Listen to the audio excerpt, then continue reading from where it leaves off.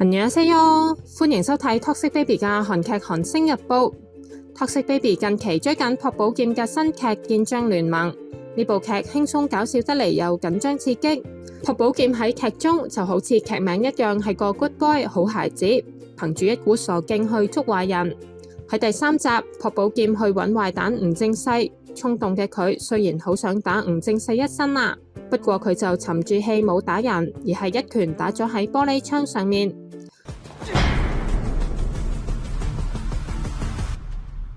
도망칠수있으면도망쳐봐。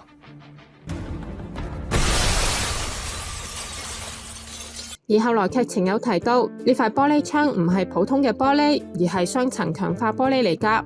Toxic Baby 睇到呢幕嘅時候，本身淨係諗，哇，朴寶劍果然係拳王，拳頭咁大力。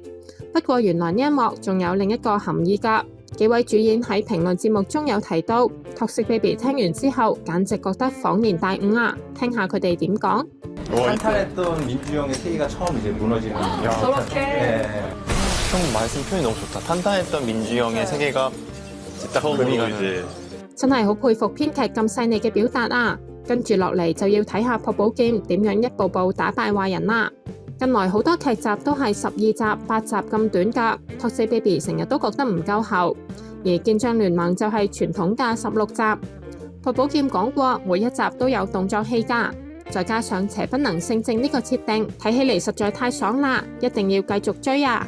好啦，今集講到呢度先。想睇更多關於韓劇韓星嘅分享，記得訂閱 Toxic Baby 嘅頻道啦。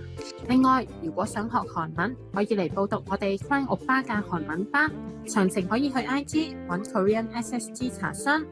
好啦，今次講到呢度，多謝大家嘅支持，下次再見，안녕，拜拜。